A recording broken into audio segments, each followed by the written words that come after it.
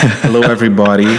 This is, I'm Barna Verba, and my co-host is Colin Welch.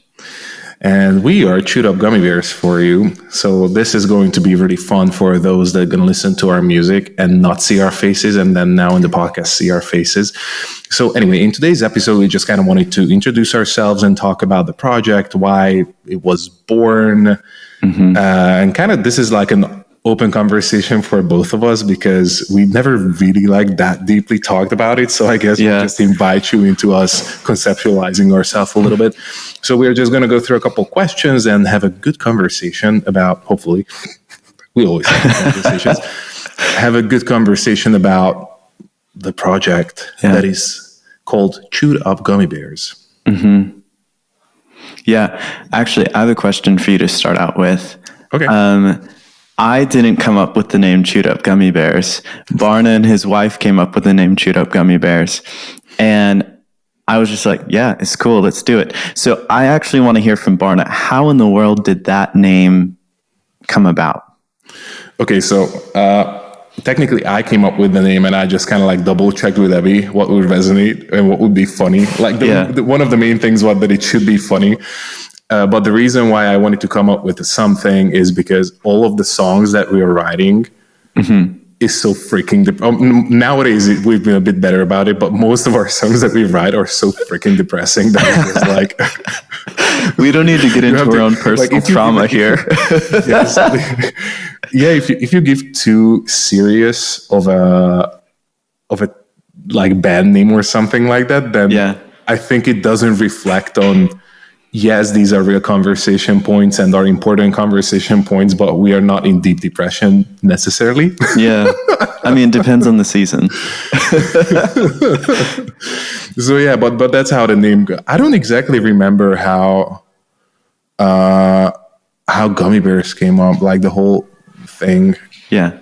I genuinely don't remember that, but the chewed up part definitely came from like... I guess probably gummy bears, like the idea of gummy bears came from, because I think the other ideas I had were like more of a kind of like this typical indie band kind of names of like something Crows or whatever, like something like that. And as I was telling to Abby, it's like, well, yeah, those are cool. And we had a couple cool names, but all of them were a bit more serious. And then when I said Chewed Up Gummy Bears, I just started to laugh so hard because I'm like, this is so ridiculous. And then I'm like, Abby, she's like, I don't know. I think both are funny. But she was just like, Chewed Up Gummy Bears is so funny. You guys got to do that. Yeah. So yeah, that's why, because it represents that we write a lot of depressing stuff. But at the same time, everyone's going to go back to our discography and like analyze the lyrics. Like, oh my gosh, this person is messed up. We need to get him some Zoloft. Yeah, but actually, in retrospect, I'm just super happy that we came up with this name because then all like the visual and conceptual like side of the whole thing, just my brain went insane with it, and I'm just so happy about it because I mean, I have the ideas of like once we have a full band, then everyone will be like in some shape or form basically looking like a bear of some sort. But they have like a really cool outlook, but they have either masks or like having your faces painted or I have to be honest with you, like when you first told me this band name and I was thinking about what it would look like visually, all I could envision was like, do you know the Kool-Aid Man where he like runs through walls? And no, oh my gosh. Okay. This is this is, I don't know if they still do that or if this is more of a deep cut or whatever. But they used to have this whole ad campaign for Kool-Aid, and it was this guy who would like run in, he talked like this, and he would run in and just bust through these walls.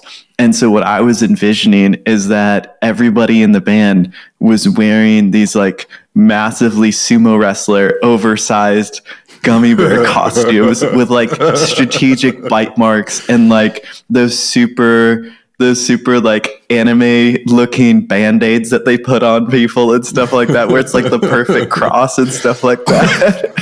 Yeah, actually that's the funny thing, that I'm a big anime fan, so a lot of the aspects that, I mean, I kind of like took out the gummy bear part of it.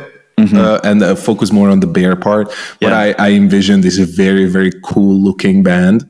Yeah. So less of like the comedy side of the things, but more of like the very cool. But then I thought that it would be very funny if it would be like all of our social media that is like not having us in it. Yeah. So like not videos or whatever, but any post would be like this really like bubblegummy kind of like very funny. Yeah. But then the stage presence is like this really like intense, almost dark kind of thing, like super intense. I mean, I tell you, like, oh gosh, I think I showed you. Or do you mean like Sleep Token dark? Just maybe not quite that dark, but yes, like something like very intense. And I think that would be hilarious because the music is gonna be kind of all over. I mean, I assume it's all over the place. Yeah, at least at the beginning. But yeah, maybe we can talk a little bit more about the like what the styling and future holds about that, as much as we can say about that. But anyway, like I'm just really imagining, like, for example, having my face painted white and then have kind of like a black thing, kind of like I want to have black lipsticks and then black nose and whatever. It's very Kiss. Yes, but not. But that's the thing. Like those are very clean. Yeah, and very like campy. Yeah, but that's the thing. Like, I don't want it clean. I want it like messed up. I want it kind of like almost tribal. Okay. But something that still kind of reminds you of like a polar bear, because I want to be a polar bear. And polar bears have like black mouth and black eyes and black nose. So that's where I'm like, I saw a couple cool pictures. I will show you some of like what I thought of. But yeah, a bit more messy and tribal, and then have like Morpheus from Matrix, like those like the little yes, glasses. Yes, the little glasses. I just put it up and I'm like, dang. And you have like the long black leather coat with like the tails that flap in the wind. Yes, but it would be white.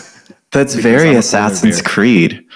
I mean, okay, so that's very cool. Stuff that I looked at, I'm like, man, this would be so freaking epic. It's like, I really want to do it. I'm like, and then it could be either cool to like be more uniform, but I think it would be funnier if it wouldn't be as uniform and it would be just random. So for example, you had that idea for like the hat that you can pull over your head, which I'm not sure, like the reason why I kind of...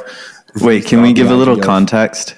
For those who have no idea what we're talking about here, you go for it. Okay, so we were talking about like if we were to wear masks or something on stage when we're performing, I was like, oh man, we should cover our entire face. Like that would be cool because it has some like element of mystery, but obviously we've destroyed that mystery with this episode.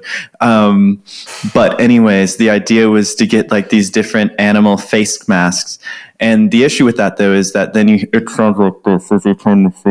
and it's too muffled and you can't understand what they're saying or when they're trying to perform.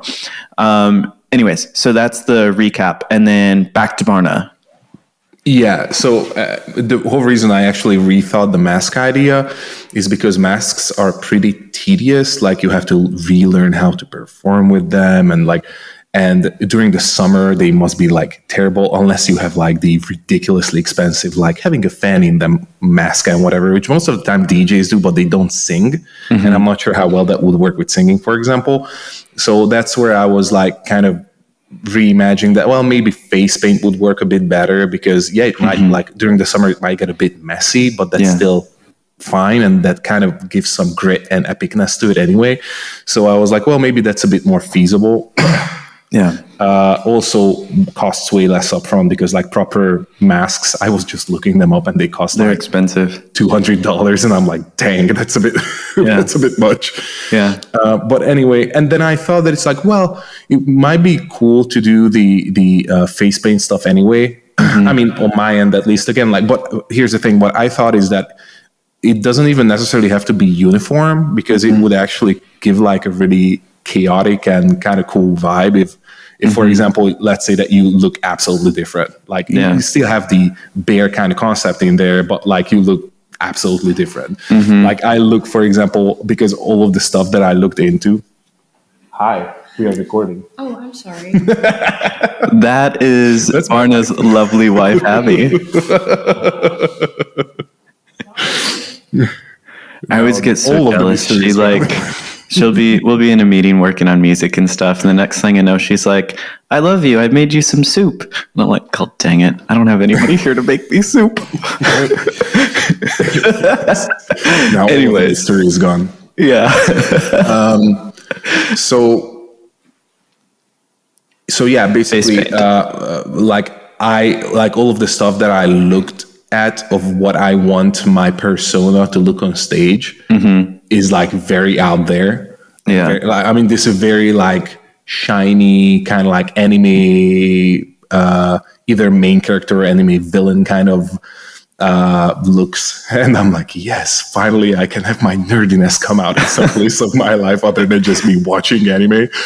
Yeah. So, and then you would, I don't know how you imagined how your outfit would look like, but knowing you, it would be a bit more like concised, I guess, or I don't know, like what's the right word for that? A bit more reserved, or maybe you also had the same ideas that I had. It's just like, let's just make this absolutely ridiculous and out there.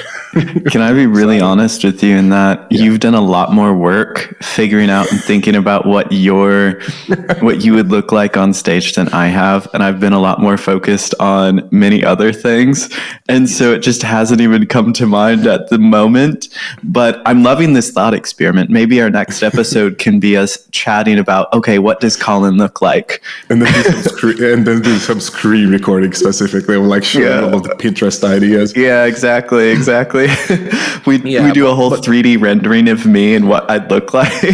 but yeah, like basically I thought that we could go two ways with it. Like we can either be like super cool but conceptually consistent, or I think either would be super cool, but you know, like the cool where it's like, oh, those are the cool guys. Like we could either do that, or we can do the like everyone is a little bit different and then it's a bit more chaotic, and then that has its own charm on its own.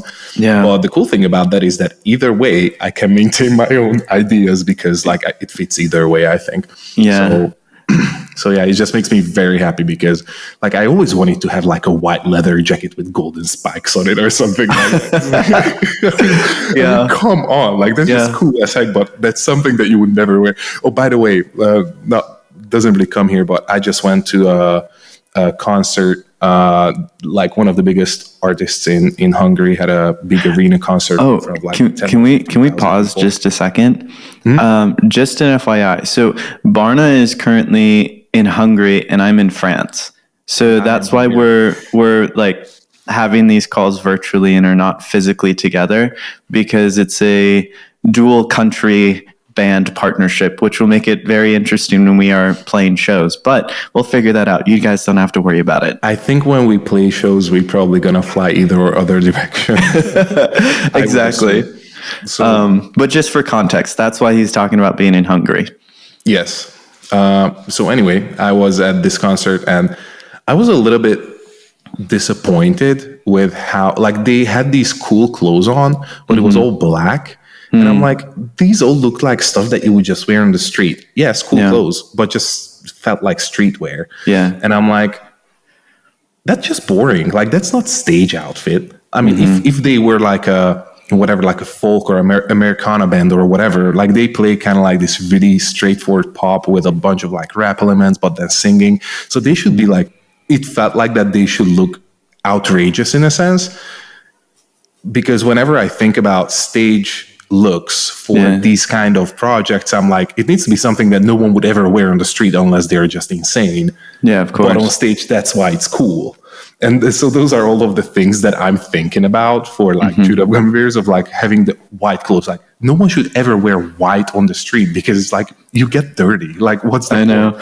Honestly, like the definition of bravery. Walking down the street, sitting on the metro, wearing white pants. Yes. How do you do it? Please, anybody out there who wears white pants, let me know. I'm too scared. Fact, no sitting. Like when you wear white pants, you just don't sit down. Yeah. Like just like you can't.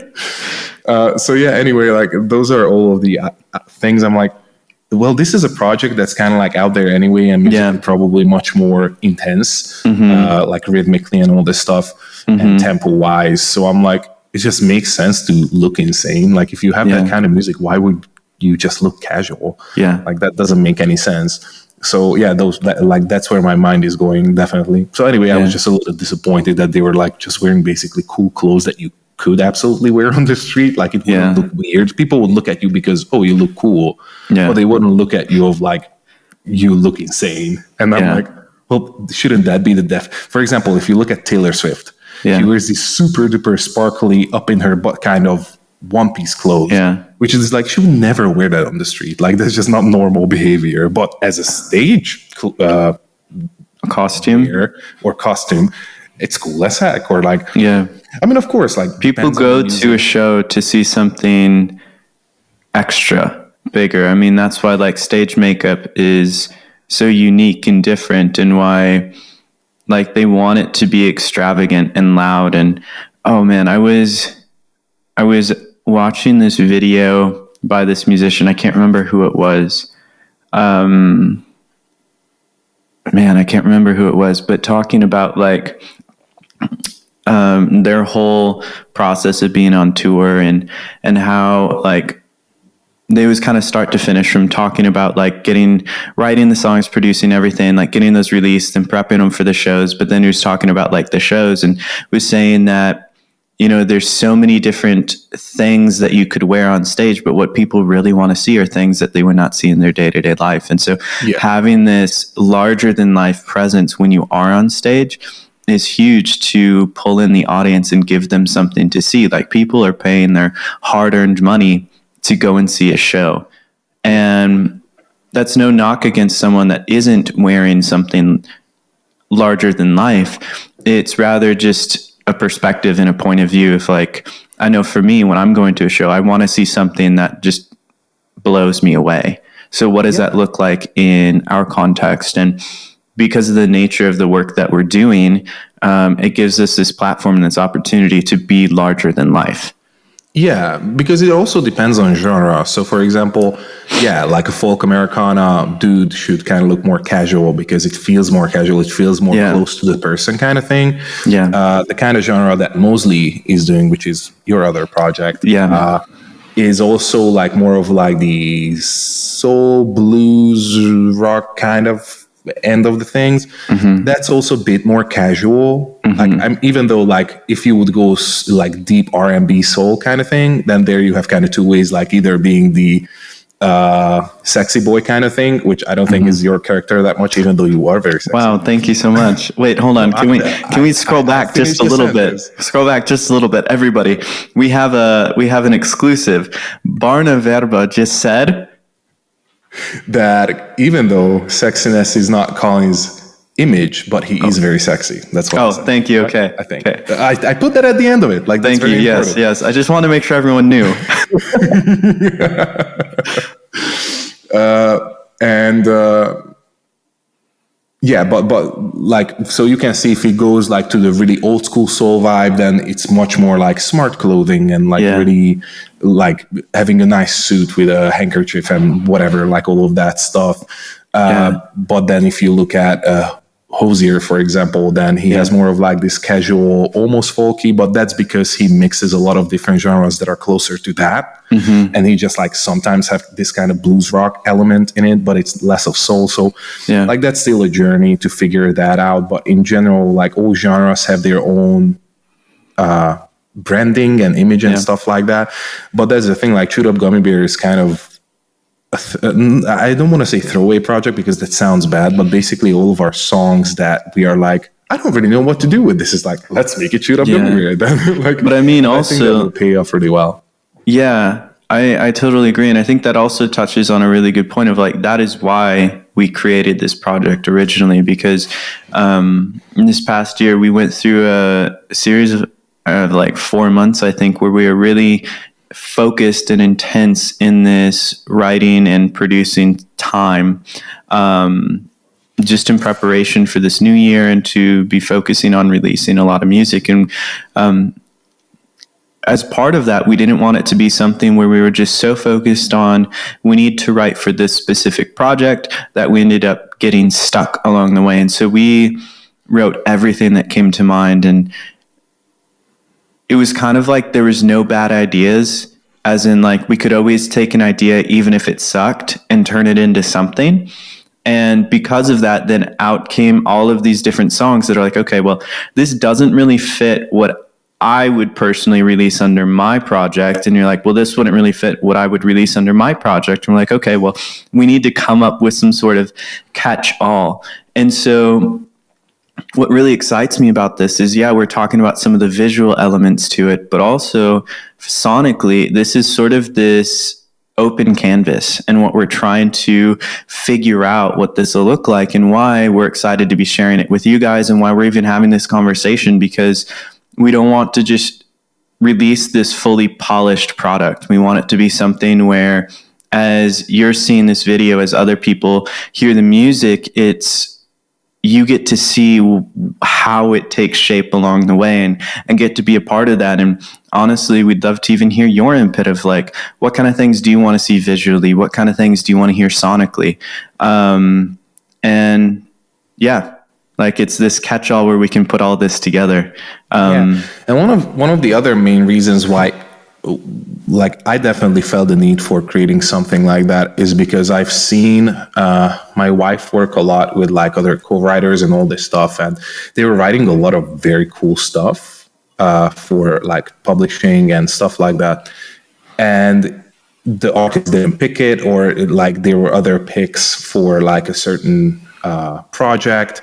And then they have this really cool song, but they don't have an artist to release it under, or because they don't have an artist to release it under, then it just kind of gets shelved, and it might never. And I'm like, this might be a personal issue, but for me, if I have songs that are not out in the open, or ideas that are not out in the open, then it just haunts me, and I feel like creatively and otherwise I just can't move on, and it just bothers me until I do something with it.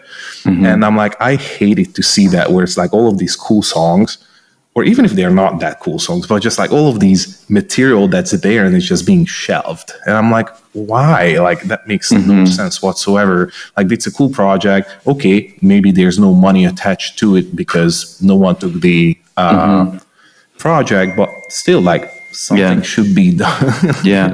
Something should be done with this, because at least me personally, I'm just that type of person where I can't hold on to 100 songs and hope that eventually one day happens to them. I'm like, I just need to put them out and then move on with my life.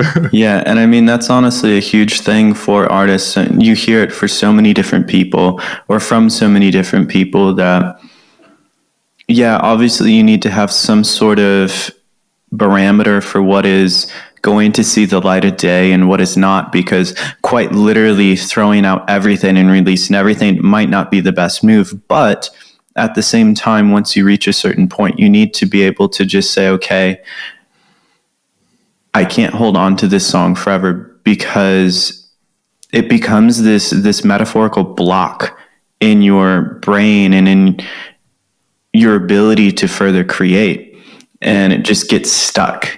And like, I've had moments in my life where I've written a song and I just can't get past the song. I can't get past the song until we decide what we're going to do with it. And so there's some songs coming up with Chewed Up Gummy Bears where they've been songs that have been in the works for a couple of years, and I just haven't been able to get past them. And excited for people to be able to hear those eventually, and just have them off my plate and say, okay, while I'm working on the music, it's mine, it's Barna's, it's whoever is involved in the project.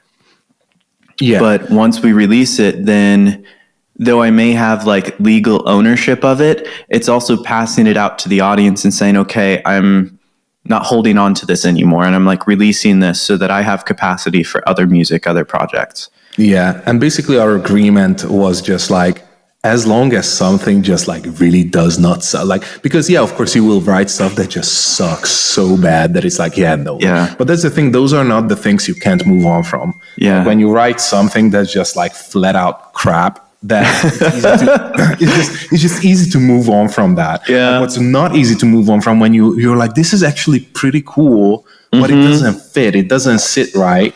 And then you, like, I had songs where I had to like record them in 5 or 6 different ways before it felt like it fits. And then a lot of, like, I have a couple of songs, for example, I have Cold. Excuse me.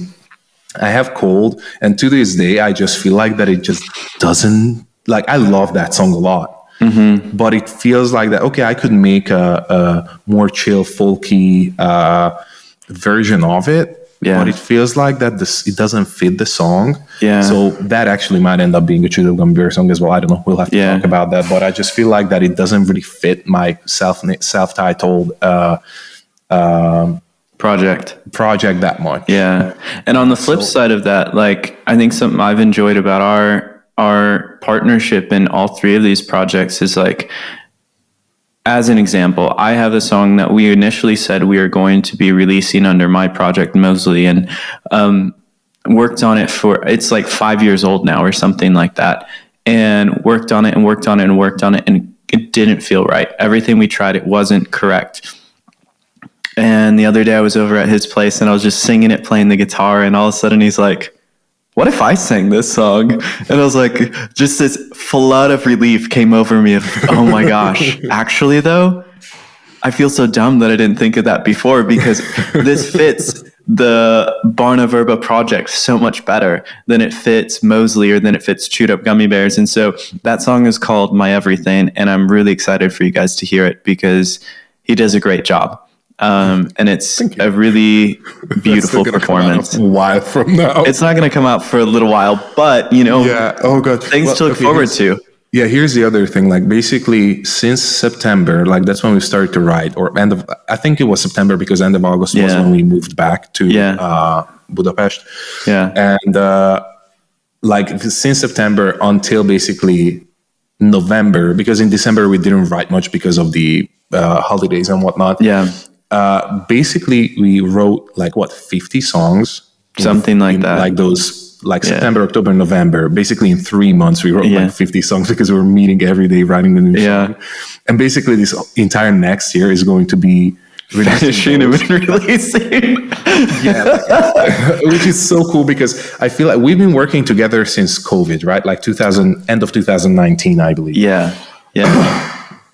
And it's been a struggle. Like, you guys can see that we don't have a whole lot of stuff out, but we worked a lot on a lot of different things, but not a lot of things went out. And I think one of the big reasons for that was because we never were able to get ahead of ourselves, in a sense. It was, this project is almost done. Okay, let's move on to another one. And then it's just like a lot of back and forth, and like being indecisive about, like, okay, what should be released, what not, and all this stuff. And us deciding that, okay, we are going to carry 3 projects, like 2 individual projects, and then one of the common project, which is going to be like the throwaway song kind of thing, if you will.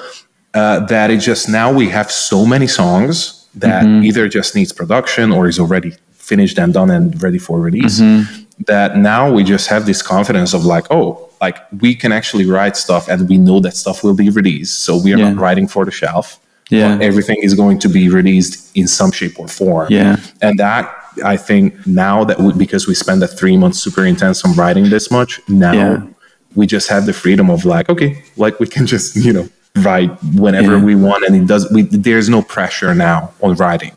And that's very cool, because we still come together pretty often and write together and produce together and all this stuff, but now there's no pressure of like, we should be finishing this because we don't have a song for whatever. But we have, even right now, we have 3 months for each of the projects basically planned out. Mostly, I think there's like, we have to revisit like maybe two of the projects that are still up and coming, but that's a really cool position to be in. And we don't, it's not so much of coming up with something from scratch for the next ones either. It's just something's already in progress and we're just finishing it. And again, going back to what I was saying before, I think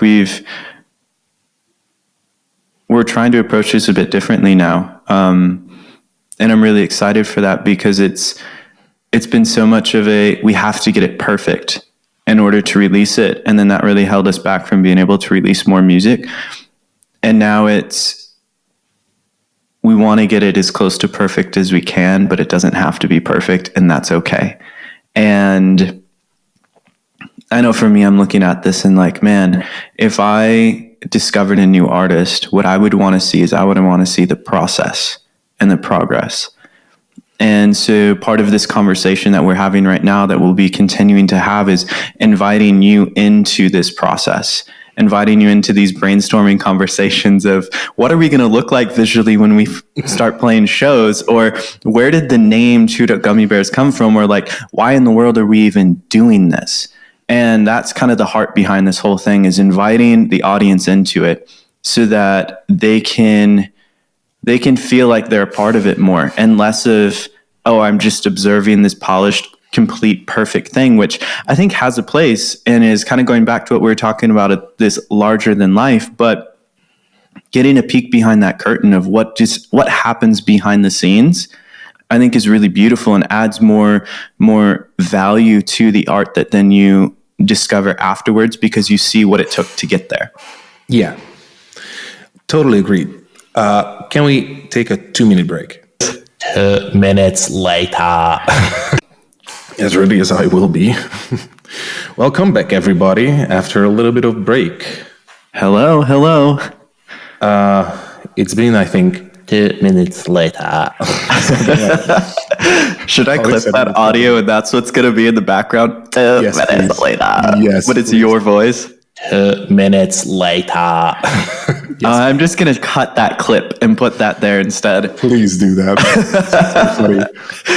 We have our own SpongeBob version of everything. Yeah. So anyway, so we were talking about involving the audience in the journey and in the process. Whoever is listening to this into the process. Yeah.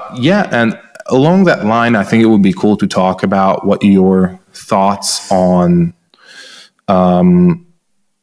who are the people, like how do you envision who are the people that this is for, and what are the kind of conversations that you hope people will have about the songs and about the project? Yeah. Well, my quick and dirty answer to the first question, have you not heard that expression before? I have. Yeah, It's funny because that reminded me of Seki. And Seki's quick and dirty. Is that I hope it will be, though I know it won't be accessible for everyone, I hope that it will be accessible for everyone. That like the style of music we create is focused yet vast enough that somebody can find something that they like, even if it's not every single song. Obviously I know that that's not reality and that people aren't actually going to love all the songs. And there's many people that won't like any of our songs, that will think it's hot garbage, and that is okay. But that's my quick and dirty answer. Like, I think for me, I don't really have someone like some specific type of person in mind, just someone that loves music, that, loves not just the musicality of it, but also the songwriting. I think something that's unique about our music and the way that we approach things is that, yes, we're producers, but we're very much songwriters as well. And I think, at least for me, I'm a songwriter first and a producer second. And I think for you, in a lot of ways, you can, depending on the project, be very much songwriter first and producer second, or producer first and songwriter second. But I think that's what makes our dynamic so interesting, is that we're so focused on the story, we're so focused on the messaging behind the music, that our hope is that even for those who might not focus so much on the messaging or something like that, there's still something they can pull from it, because everything in the music is hyper intentional. And we talk so much about like this one transition or this 10-second clip, and of like, what are we doing here? Why are we doing it? What does this convey to the audience? And so I hope that people can, even if they don't perceive it directly, subconsciously, they're perceiving that and they're latching onto that aspect. Yeah. So I feel like that in general, just to kind of trying to answer to the same question of like, who are the people? I feel like that Colin, like from a songwriting perspective, like Colin is like his strong suit, or your strong suit is really like the emotional aspect of something. Like you're really, really strong at that. It was funny because yesterday I was preparing for some YouTube video titles for the upcoming releases, and I was reading the lyrics that were to your project, and then I was reading the lyrics that was to my project. And it was so funny because I recognized the differences of like how we are as writers. Yeah. So what I like to call Colin, in my perspective, is like the natural writer who was like born with the desire to write, and like from a pretty young age started to write music and write songs. While I was never a natural writer, I'm a writer who kind of like learned how to write thanks to, in a big part, to Colin, but in general, just doing my own research and doing all that. So I'm more of like an architect of songwriting, if you will. And it's really funny to see how like you're really strong on the emotional aspect of it, and my writing is way more on like the philosophical side of things, like thinking about concepts and issues in life and in general. And of course, like both are present in both of our tool set, but I just kind of feel like what the strength is. And it also comes from the kind of like the, if you will, like the upbringing of how we became songwriters. That my whole perspective is much more on the like philosophical side. So answering the question of who are the people that I wish will listen, or I hope will listen to the music.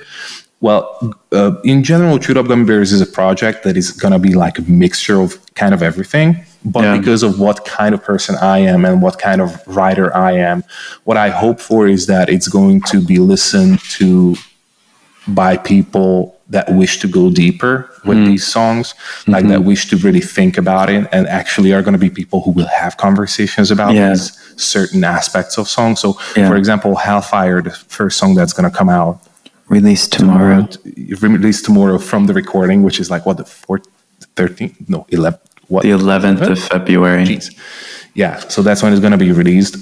Like that's a song that just feels kind of like a, I guess, failed love story or failed relationship, kind of, in a sense. But I just wrote some scripts for some YouTube videos that's going to be about that, and like there's plenty to think about and talk about. So I guess what I'm hoping for is that we're going to pull in people that are, well, that's what I hope for, that are similar in a sense of like they also want to think about the song, and they also will have this open conversation of like what the song is about, because I'm that kind of writer. I'm an architect. I'm not a natural songwriter, if you will, where I have this emotion and I'm like, it can mean whatever it wants for everyone else, which is true. Like it can mean whatever it wants for everyone else, but then let's talk about it, you know, because I feel like I always am the one who's like, or not always, but most of the time I'm the one who's like trying to bring the reason of like, how do we structure the song? And you just really go with the flow.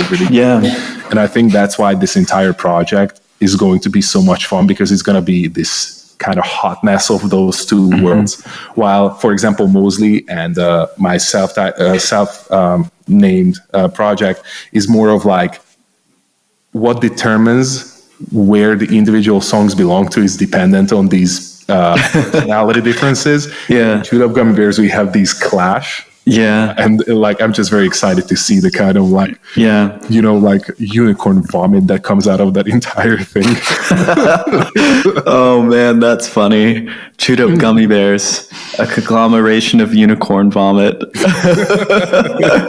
Honestly though, I think that tension between our two different approaches and perspectives is what has helped us sharpen as writers, as musicians, as artists, and is what's aiding us in being able to make the music and make the work that we're creating today, because it's not so focused on what is the specific box that this fits into when we're coming together to write. It's much more what makes, like, what is the best for the song. And I think something that has been a huge blessing for us, because we've worked together so long, is I know that if I come in with an idea and you say, dude, that sucks, that is absolute trash, I know that you're not saying that to be a jerk. You're saying that because your goal is to create the best song, the best product we can. I don't want to call it a product, the best piece of art we can. And similarly, if you do something or you bring an idea and I say, dude, that's garbage, you know, I'm not saying that to be a jerk. You know that I'm saying that because, like, we definitely, not really how either of us communicate. No, that's not. But we've had the time. We've had the time to spend together to be able to develop that trust with each other as writers, as musicians, as artists, to say, okay, what genuinely is the best thing for this music. And yeah, I think that along the way, we still make mistakes. We still don't make the perfect music, but honestly, that's what I think makes it beautiful. And that's what makes it exciting and interesting, because I mean, we're living in this age of the uprising of artificial intelligence and making this perfect music and the songs that are perfectly structured and crafted to convey this emotion or evoke this emotion in somebody and all this different stuff. And I'm looking at that and saying, okay, but the artists that I love, the artists that I look to, I'm realizing I love those pieces of work, be it visual art, written, or music, or whatever it is, film, fill in the blank. It's because there is humanity in it. There's mistakes to it. And in our case, there's a tension. And that tension, I think, comes from both of our personalities and how we're approaching music differently. And I think that's what creates this beautiful piece of work at the end. And something that I'm excited to hear other people's thoughts and opinions on afterwards, because they're going to get an opportunity to see into our personalities. They're going to get an opportunity to see into our friendship. Spoiler alert, we're friends outside of the work that we do. We're first and foremost friends, and second, collaborators. And I think that that's honestly, you can tell that in the music, because we're laughing a lot in this conversation. And genuinely, when we are working together, we spend a lot of time laughing and a lot of time like poking fun at the other, or like poking fun at ideas, and nobody takes offense, because it's all like, this is my friend and we're just having fun doing the thing we love to do. What? And because we both deserve it. Exactly. We make sure the other stays humble. When we get too big of a head, we'll make sure the other person knows. Yeah, so I think that leads into my next, or kind of like I already asked that question, but we didn't really go into that. But it goes into really well into the question of like, what do you wish, or what kind of conversations you hope people will have about the music that comes out of Chewed Up Gummy Bears? Yeah. I think that it's a bit dependent on the song, because each song is going to be tackling different subject matter. Like the song that we have right now, Hellfire, that comes out tomorrow, that song is about this ending of a relationship and what comes after that, and wrestling with those emotions. But then the next song that comes out is Wish You Would, and that's this song about this character who's really going through this rough time mentally, and their mental health is not doing well, and talking about like what they're experiencing and going through, and just begging for somebody to be there for them, begging for somebody to hold them and be close to them and walk through this pain with them. And I think that my hope is that what people will get out of this music ultimately is this chance to pause and reflect, to think about either their own life or someone else in their life. Like in the case of this song Wish You Would that comes out this next month, my hope is that people will listen to that, and either if they're going through a dark time like that, they will feel some level of comfort and some level of being seen and being understood by someone else. And if they're not going through a dark time, I hope that it will cause them to pause and to think like, oh, I know this person in my life is going through this, and I want to be able to walk with them through this, because now I have this perspective from this song of what they're actually going through. And so I think the simple answer is, I hope, similarly to what you were saying before, I hope that our music causes people to pause and to think and to reflect, and to leave this, this is a cheesy saying, but like to leave this world in a better place than they found it before listening to the music. Yeah. Very similar. What did I want to say? Yes, I also hope for the same things. And this is what I wanted. What I really hope for is that like a really cool community will be built out of this entire project. Yeah. Because, like all of the musicians are saying that, oh, community, but like realistically, the community is revolving around them as like the gods of the community and the project. I actually hope that like it will be able to build a community that's much more about actual conversation and secondarily about the music, because I don't want us to be the gods of our community. I want God to be God, and I want people to have just genuine deep relationship that goes beyond the music and just use music as kind of like a facilitator for all of the conversations. And on the other hand, what I hope that people will talk about is, I already said that I want people to just think deep about the songs, but I'm kind of like a dualistic personality in a sense, and it's really funny when I talk to other Christians about like what I'm doing as a musician, and they're saying, "Oh, so you're making Christian music?" And I'm like, "Music, and I'm a Christian." And it was really funny because as I talk to a lot of other like songwriters that are Christian, all this stuff,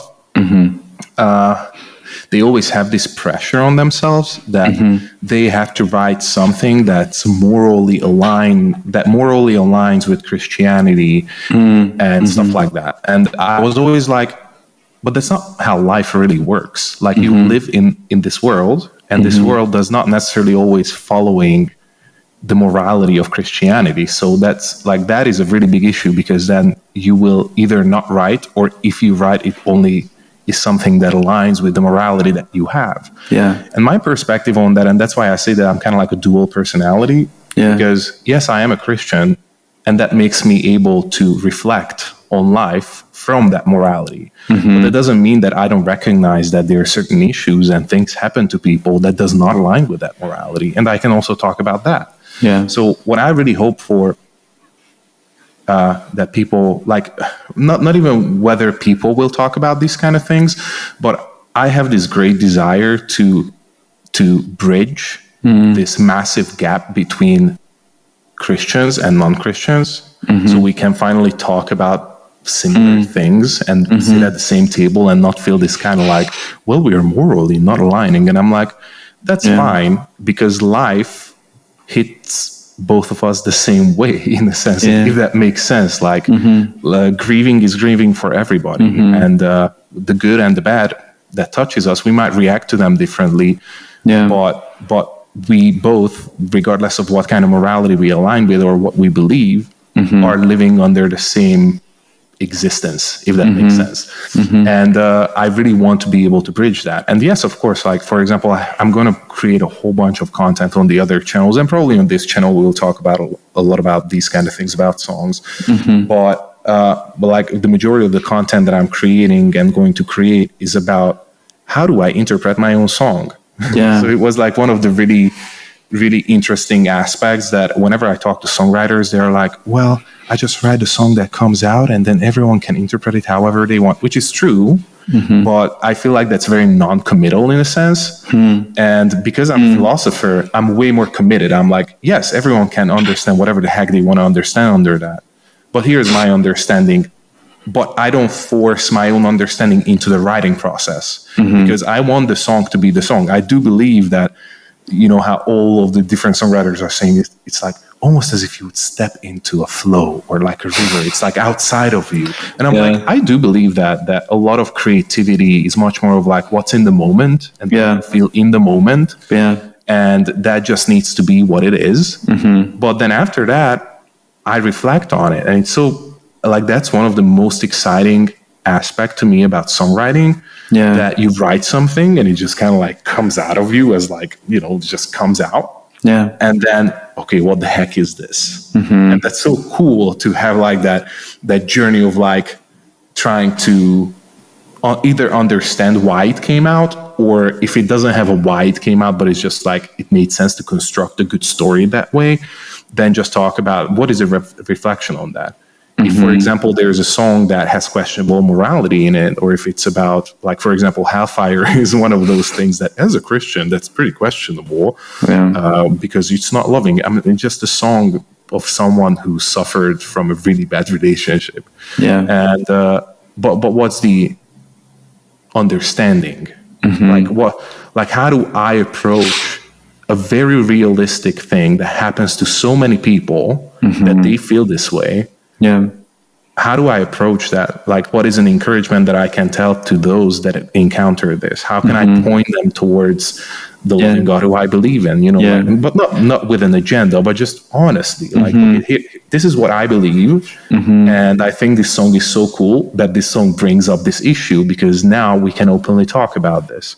Yeah. And that's one of the issues that I see in the greater church in general, that the church really often kind of like shies away from talking about certain subjects because they can't talk about it lovingly, or because they just can't talk about it, period. Yeah. And I guess kind of like the last sentence about this is that I just really hope that Chewed Up Gummy Bears music can become something that bridges the distance between Christians and non-Christians. Yeah. I think that's really beautiful, and I think that there's a unique opportunity in any art form to see that happen, to see that transpire, because it's not just a you versus me. We can approach it as we're both enjoying this piece of art, be it music, be it, I don't know, fill in the blank, like whatever it is, we both can enjoy that together. And then we can have that unite us and have conversations from there. And honestly, I think that as a Christian myself, it's really challenging to be in these spaces where you feel like you are not allowed to talk about X, Y, and Z because of your faith. And I don't think that actually accurately reflects what we can read in Scripture, and I don't think that that's loving either. And not to make this too Christianese or anything like that, but I don't think that that is how we should be approaching these conversations whatsoever. I think that there should be a willingness to hear the other perspective, even if you go into it believing one thing. And I think it's also like important to note that like you shouldn't be going into those conversations with this idea that you want to convert somebody or anything like that. Like the whole point of it is you want to be having a conversation with someone and to be loving them well and to be growing together, because you are experiencing these pains, you are experiencing these hardships in life all at the same time. And maybe the worldview you are experiencing those through is different, but the pain is still the same. And I think that we have a job as even just human beings existing on this earth to care for one another. And if we're not doing that, then, man, we're not even Christian or non-Christian. We're just letting everyone down. And how can we expect something from someone else that we're not willing to give ourselves? Yeah. Yeah, and that's the thing, like, actually just kind of responding to or reacting to one of the things you said is like going into not trying to convert someone. It's like what I've been theologically getting to more and more. It's like we need to recognize that there are certain things that are God's job and there are certain things that are our job. Yeah. And what Jesus said about that is love God with everything inside of you, just simplifying it. And love your neighbor as yourself, which we know that neighbor means just whoever is around us as humans. Yeah. So that's our job. Our job is not to, like, quote unquote, convert anyone. That's the work that, theologically, at least in Christianity, that is the work that God is doing and His Spirit. And we are just there to support and subsidize whatever is needed on that journey. And if it's just a listening ear, then it's just a listening ear. Yeah. But that's the thing, like, our job as Christians is to be there and listen and be solace and be an answer and, heal the sick and care for the orphan. And like, it's not just the really obvious, like there are so many people that in their hearts or soul feel orphans, even though they might not, like they might have grown up in a family, but for whatever reason they feel like an orphan. And caring for the orphan, caring for the widow, caring for those in need is our job as Christians.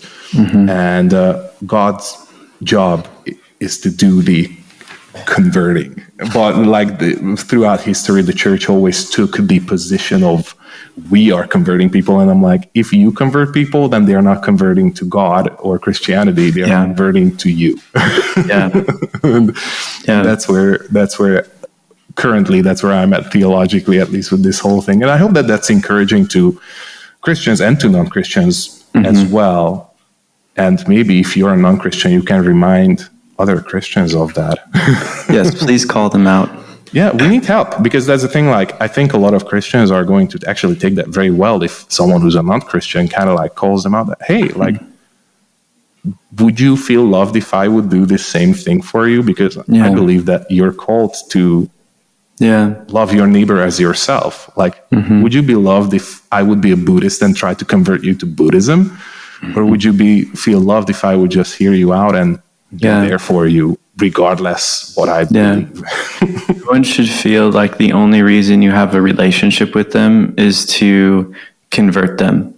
Yeah. If that is how somebody is feeling, then you have horribly messed up, and you're not approaching this how you should. Not in a loving way, at least. Yeah, and it is, again, like, I don't believe that it's our job to convert. I think it's God's job to convert. Our job is to just be there as a representation of who He is, but not our job to convert ultimately. Yeah, anyway, that went pretty deep, pretty Christian. That was never the plan, but I mean, that's kind of the point of this chat, of this podcast. I don't know what you call this, video diary, whatever you want to call it. Video diarrhea. Yeah. Video. Oh gosh. Everything. Absolutely not. Absolutely not. But really, it is supposed to be just this conversation between two friends. And just, again, trying to give you a peek behind it. So with that, like, Barna, can you tell us a little bit about what people can be expecting from us? I mean, I know we're still figuring out some of this, but from what we have so far figured out, what can people be looking for and expecting with Chewed Up Gummy Bears, with our other projects? Take it away, sir.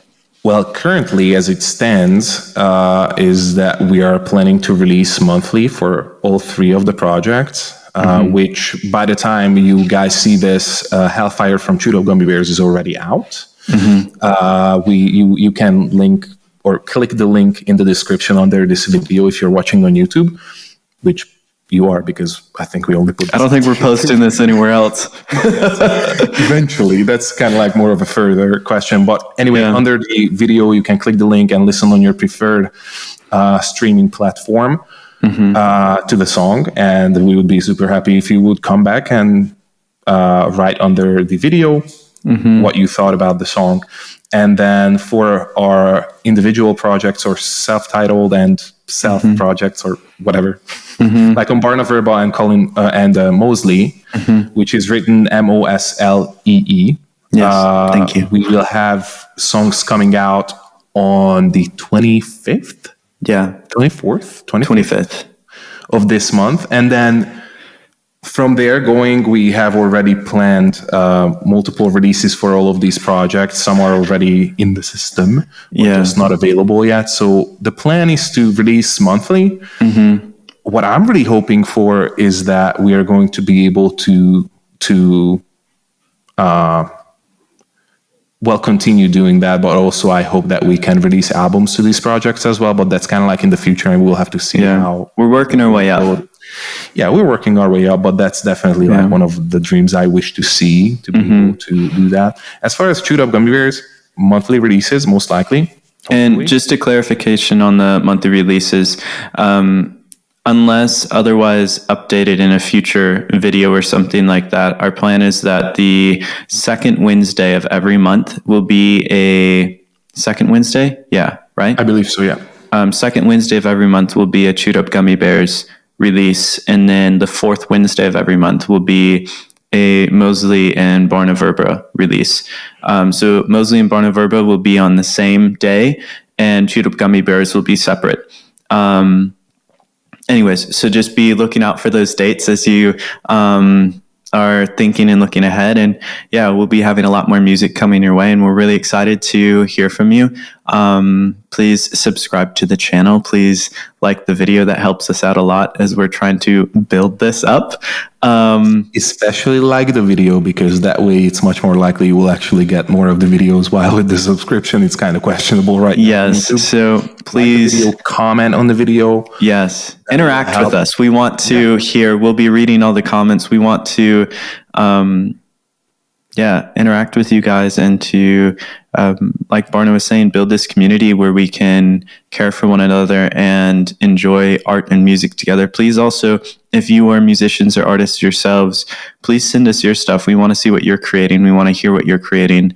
And if you need any help with anything regarding how to release music and whatever that might be, if you as a musician have any questions, we are pretty well equipped, I would say, to answer most questions. So feel free to shoot whatever issues or questions you have about music, releasing, and all of that jazz. Yeah, and all that jazz. And also, let us know what type of videos you want to see in the future. If there's topics you want us to discuss in the future, please let us know that. Yeah, we'll also let you know. We're probably going to make a separate, similar video to this about Hellfire specifically.